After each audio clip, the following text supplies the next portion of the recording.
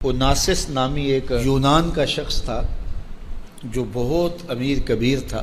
تو وہ نمبر لگتے ہیں نا، 8ویں نمبر پہ اور 7ویں نمبر پہ، 6 نمبر پہ دنیا کا امیر ترین شخص کون ہے.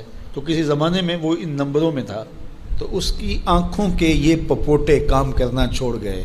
ڈاکٹر سلوشن ٹیپ لگا کے اس کی آنکھ کھول دیتا تھا، سلوشن ٹیپ لگا کے بند کر دیتا تھا اور وہ سو جاتا تھا. پھر وہ کھولتا اور جو ہے وہ اس کو دیکھنا ملتا. تو یہ آٹومیٹک سسٹم خراب ہو گیا.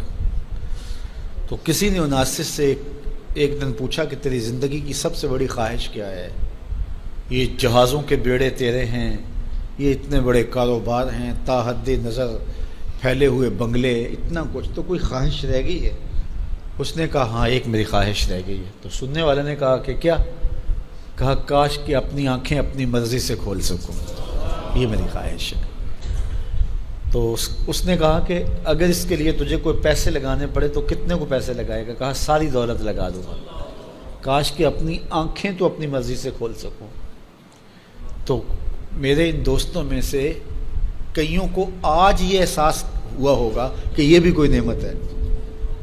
اور جو 24 گھنٹے ہمارے ساتھ ہے، تو اتنی نعمتیں ہیں ہمارے اوپر اللہ کی، اور اس کو ہم اپنے حساب سے چھوٹا یا بڑا کہہ لیتے ہیں، لیکن وہ اتنی بڑی ہیں کہ اگر وہ چھن جائیں تو پھر پتہ چلتا ہے کہ جو ہے وہ کتنی بڑی نعمت سے ہم محروم ہو گئے. وہ میرے ایک ملنے والے ہیں، ان کے منہ میں لعاب کی مقدار کم ہے، جس کو ہم نے کبھی سوچا بھی نہیں کہ یہ بھی کوئی نعمت ہے.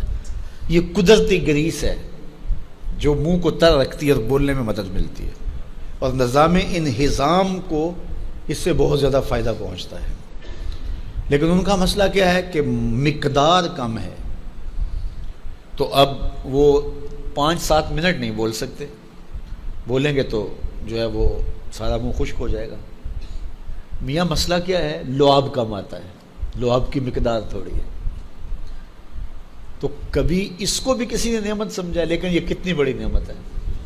وہ کسی علاقے میں انہوں نے یہ کیا کہ یہ مینڈک نہیں ہوتے، مینڈک، یہ انہوں نے وہاں سے ختم کروا دی، دوائی ایسی ڈالی کہ یہ آواز نکالتے ہیں، یا اس طرح وہ مسئلہ ہوا.